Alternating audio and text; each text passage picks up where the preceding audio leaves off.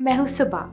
इस वीडियो में हम डिस्कस करेंगे कि हम अपनी बॉडी के अंदर जमे टॉक्सिन्स यानी गंदगी को कैसे निकाल सकते हैं। जैसे ही आप बॉडी में से टॉक्सिन्स निकालेंगे और बॉडी को अंदर से साफ करेंगे तो आपका वज़न अपने आप कम होने लगेगा, स्किन साफ हो जाएगी और पहले से बहुत ज़्यादा एनर्जी फील होगी। सबसे पहले तो ये जानना ज़रूरी है कि जब आप कुछ खाते हैं तो उसका बॉडी में जाके होता क्या है। पहले तो खाना आपके पेट में जाता है जहाँ पे वो टूटता है, फिर आपकी इंटेस्टाइन्स में यानी कि आपकी आंतों में, और आखिर में वो वेस्ट बन के बॉडी से बाहर निकल जाता है। लेकिन क्या आपको लगता है कि हर खाने को इस साइकिल को पूरा करने में सेम टाइम लगता है? नहीं, फलों को गुजरने में लगते हैं लगभग 3 घंटे। 1 घंटा आपके पेट में, 1 घंटा आपकी स्मॉल इंटेस्टाइन में और 1 घंटा आपकी लार्ज इंटेस्टाइन में। सब्जियों को लगते हैं लगभग 6 घंटे। क्या आप जानते हैं कि अन्न जैसे कि रोटी, चावल, दालों को कितना टाइम लगता है? लगभग 18 घंटे। अब ये एक एस्टिमेट है आपको एक आइडिया देने के लिए, लेकिन समझना ये है कि जिस खाने में पानी जितना कम होता है उसको बॉडी से निकलने में उतना ही ज़्यादा समय लगता है। अब अन्न को डाइजेस्ट होने में लगते हैं लगभग 18 घंटे, लेकिन हम में से ज़्यादातर लोग तो दिन में 3-3, 4-4 बार अन्न खा रहे हैं। मतलब पहले वाला पचा नहीं, हमने ऊपर से और डाल दिया और फिर नेचुरली पहले वाला खाना बॉडी से वेस्ट के रूप में बाहर नहीं निकलता। अंदर ही अंदर वो सड़ता है, वायरस, फंगस और कीड़े पैदा करता है। आपने शायद लोगों के पेट में कीड़े मिलने वाली स्टोरीज सुनी हो। अब ऐसा तो नहीं कि उन लोगों ने कीड़े खाए, तो वो कीड़े वहाँ तक कैसे पहुँचे? एक्चुअली वो अंदर सड़ रहे ना पचे हुए खाने से पैदा होते हैं। आपने सुना होगा you are what you eat. ठीक है, पर सच्चाई तो ये है you are what you ate. जो बर्गर हमने 1 साल पहले खाया था, क्या पता वो अभी भी अंदर पड़ा सड़ रहा हो। चीज़ें जैसे ब्रेड, चीज़, नमकीन, स्नैक्स, बिस्किट, चाय, कॉफ़ी या फिर वो हर चीज़ जो हमें मदर नेचर से, माँ प्रकृति से सीधा सीधा नहीं मिलती, उसे पचाना और बाहर निकालना बॉडी के लिए बहुत मुश्किल होता है।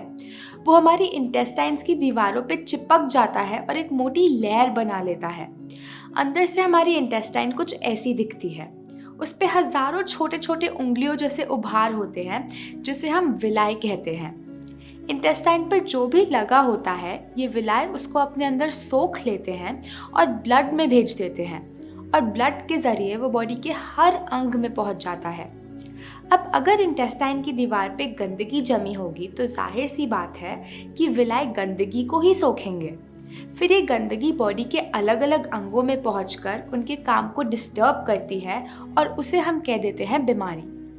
अगर ये गंदगी हमारी स्किन में जम जाती है तो हम उसे कह देते हैं एक्ने, एक्जिमा, सोराइसिस।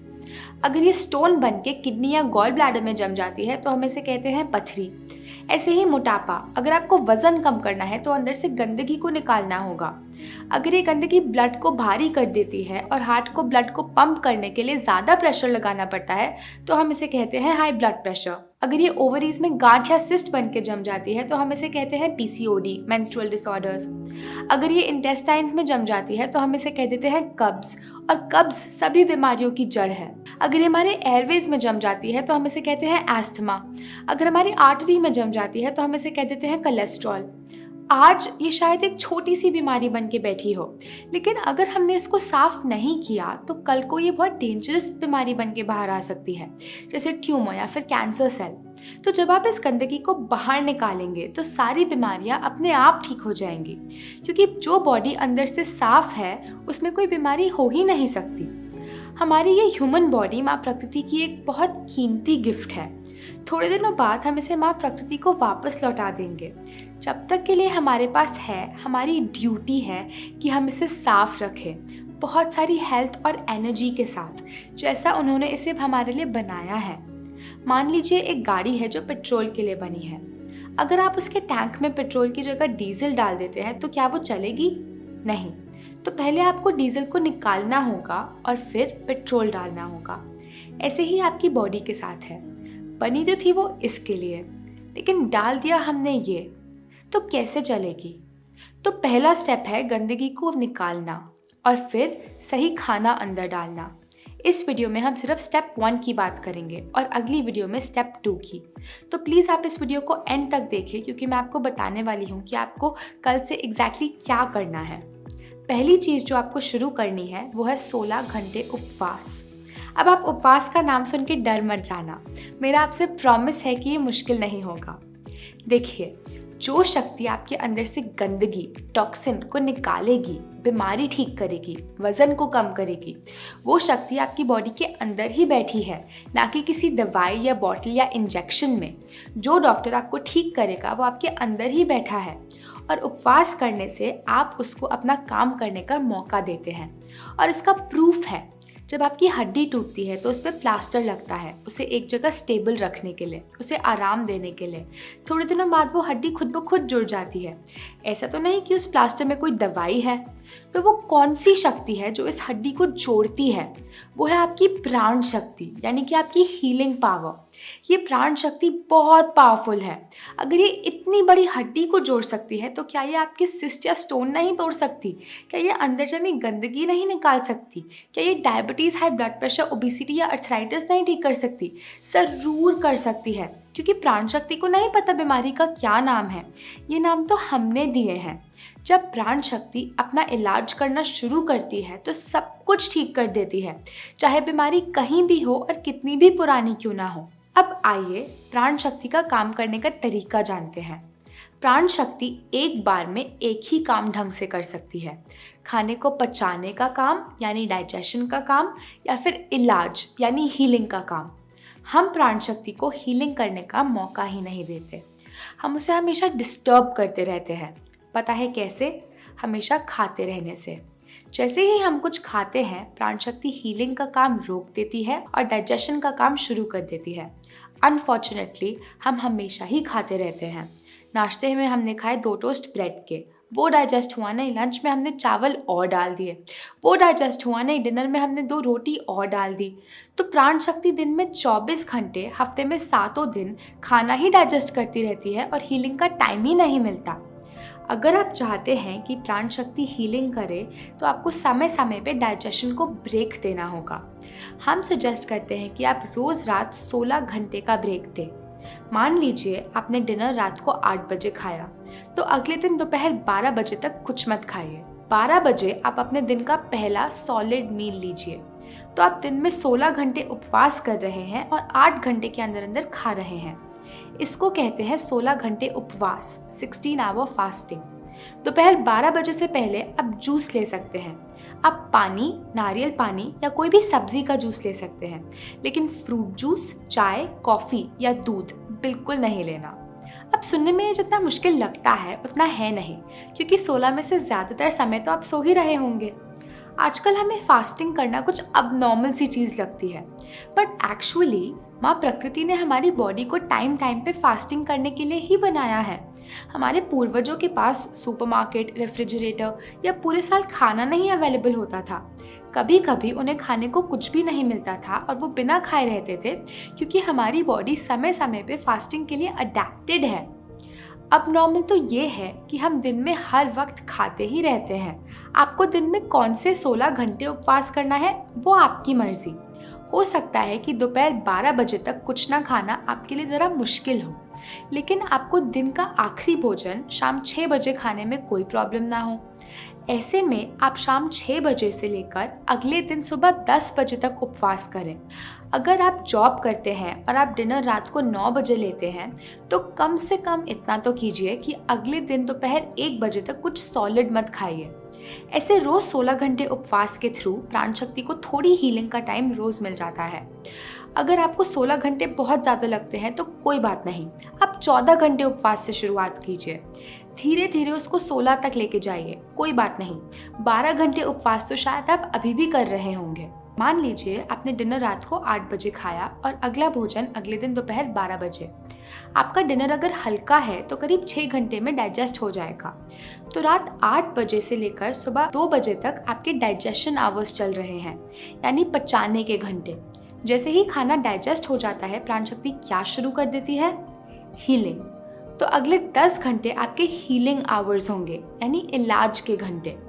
इस दौरान आपकी प्राण शक्ति टिश्यूज को रिपेयर करती है, स्किन से पुराने दाग धब्बों को दूर करती है, डेड सेल्स को बदलती है, स्टोन्स यानी पत्थरी को निकालती है, फैट को घटाती है, सिस्ट्स फाइब्रॉइड्स को तोड़कर हार्मोन्स को रेगुलराइज करती है, इंटेस्टाइन्स में जमी गंदगी को हटाती है, एयरवेज में से म्यूकस को साफ करती है, आर्टरीज में से कोलेस्ट्रॉल को निकालती है। उपवास के दौरान आपकी प्राण शक्ति हर अंग की गहराई में जाकर वहाँ पड़े टॉक्सिन्स या गंदगी को उठाकर स्टूल, यूरिन, स्वेट और ब्रेथ के थ्रू बाहर फेंकती है। एक बात का ध्यान रखिएगा, आपका शाम का डिनर हल्का होना चाहिए।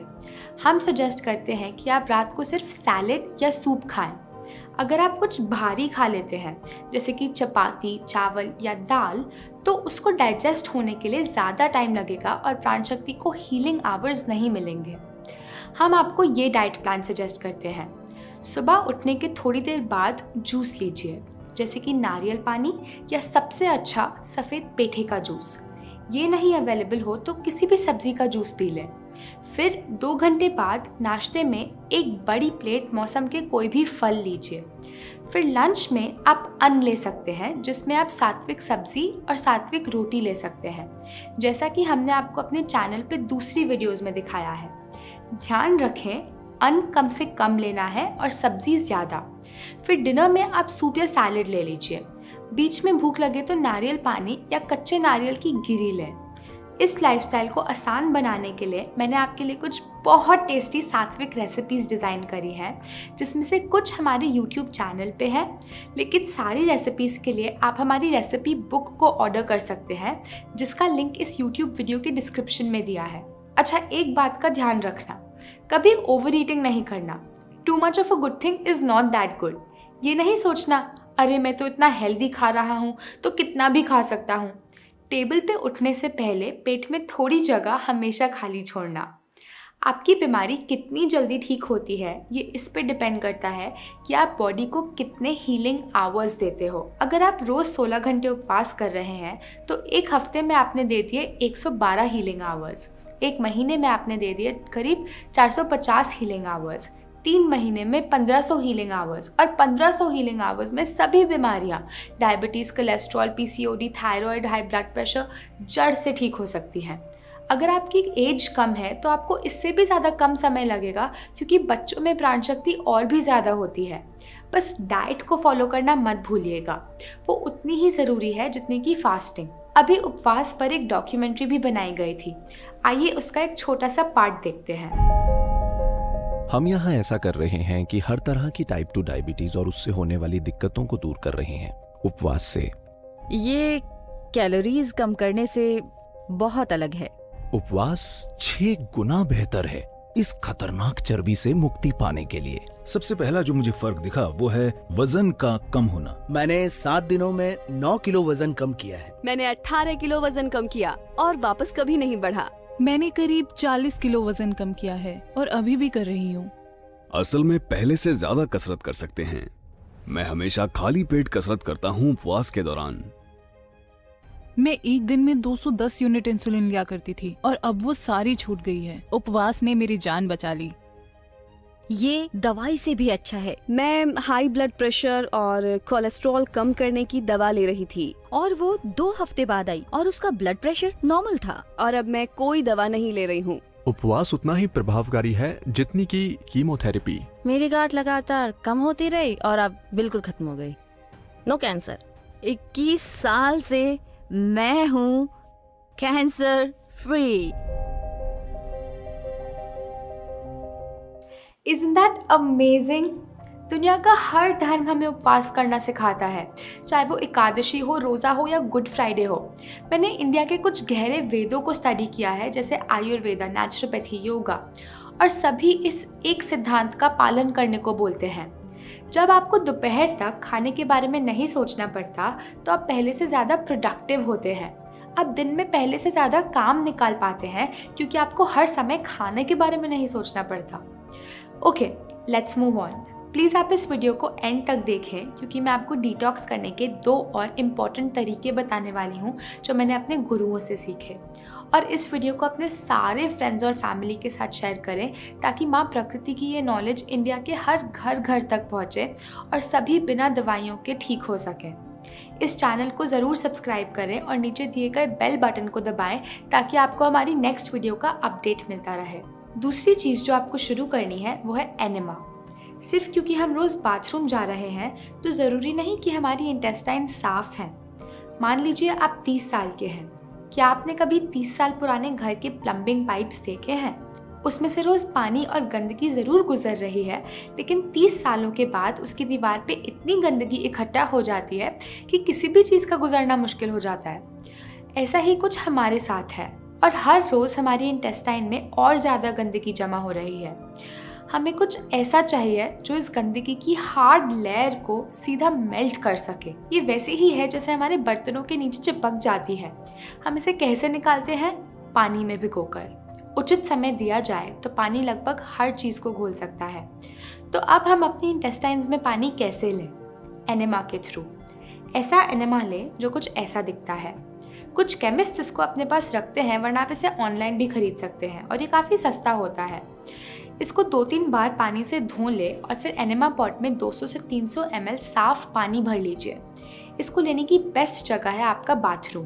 पाइप की टिप पे थोड़ा नारियल का तेल लगा लीजिए। फिर इसको किसी ऊंचे शेल्फ पर रख लें। आपकी कमर से ऊंचा होना चाहिए।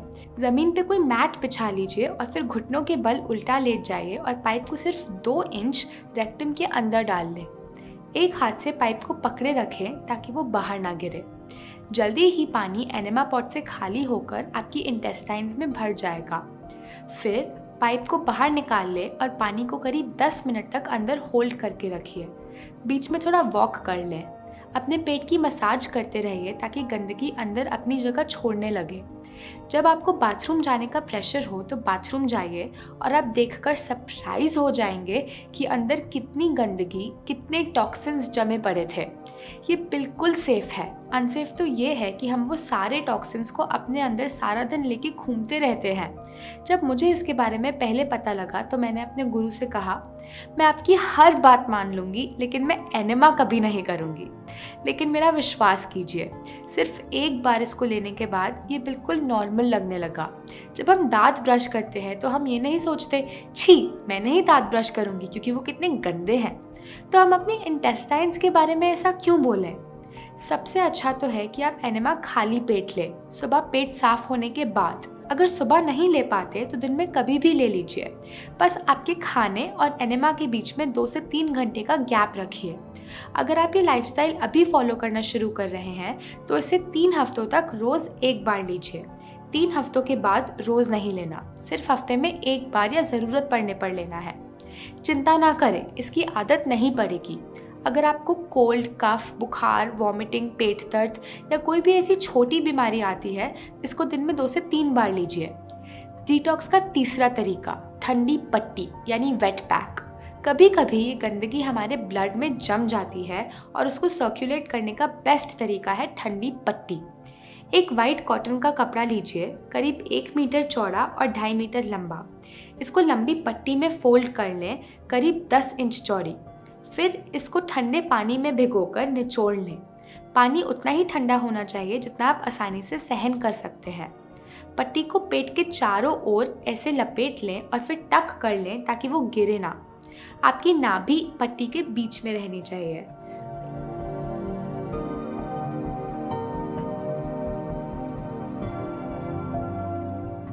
एक और छोटी पट्टी लें, करीब 2 इंच चौड़ी, ठंडे पानी में भिगोकर इसे अपने गले पे लपेट लें।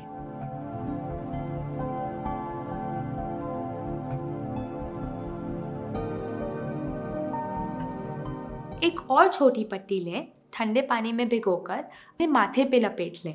आप ये कपड़ा कहीं से भी खरीदकर टेलर से सिलवा सकते हैं, लेकिन इस प्रोसेस को आपके लिए इजी करने के लिए हमने एक डिटॉक्स किट बना के रखी है जिसमें एक रेडीमेड पट्टी और एनेमा है। आप इस किट को नीचे दिए गए लिंक से ऑर्डर कर सकते हैं। आप पट्टी के ऊपर अपने कपड़े पहनकर अपना कोई भी दूसरा काम कर सकते हैं। आपको इसे लगाकर एक जगह बैठने की ज़रूरत नहीं है। इसको करीब 30 से 40 मिनट तक लगा के रखें। इसको आप दिन में कभी भी लगा सकते हैं, खाने के बाद भी और खाने से पहले भी। बस जब ये लगी हो उस टाइम पर कुछ नहीं खाना या पीना। गर्मियों में आप रोज़ इसको 2 बार करो, एक बार सुबह और एक बार शाम। 2 नहीं तो कम से कम 1 बार तो करिए। सर्दियों में इसको छोड़ दें। जिन पार्ट्स पर पट्टी लगी है वो हिस्से ठंडे हो जाते हैं और बाकी बॉडी गर्म। जब एक समय पे बॉडी में 2 टेम्परेचर मेंटेन होते हैं तो ब्लड सर्कुलेशन बढ़ जाता है। ब्लड के साथ साथ गंदगी भी अपनी जगह छोड़ने लगती है। खाना डाइजेस्ट करने के लिए ये बहुत अच्छी है। जिनका पेट निकला है उनका पेट कम हो जाता है इसको लगाकर। जिनको इंडाइजेशन, अल्सर, IBS, एसिडिटी है, उनका वो सभी कुछ ठीक हो जाता है। कोई भी बीमारी क्यों ना हो, पट्टी को तीनों जगह लगाइए क्योंकि तीनों जुड़े हैं। सर दर्द या माइग्रेन हो तो इसको इमिडिएटली लगाएं और आपको इंस्टेंट रिलीफ मिलेगा। देखने में ये एक मामूली सी चीज़ लगती है। आप शायद सोचेंगे अरे इससे कैसे डिटॉक्स होगा, लेकिन एक्चुअली पट्टी एक बहुत मैजिकल चीज़ है। तो आई होप अब आपको पता है कि अंदर से टॉक्सिन्स बाहर कैसे निकालने हैं। आई सजेस्ट आप तीनों चीज़ें साथ करें, तभी आपको मैक्सिमम बेनिफिट मिलेगा। इस वीडियो को अपने सारे फ्रेंड्स और फैमिली के साथ ज़रूर शेयर करें ताकि वो सभी दवाइयाँ छोड़कर मदर नेचर के पास वापस आ सके। अगली वीडियो में हम फूड प्रिंसिपल्स और डाइट प्लान को डिटेल में डिस्कस करेंगे। So good bye for now और हम जल्दी मिलते हैं।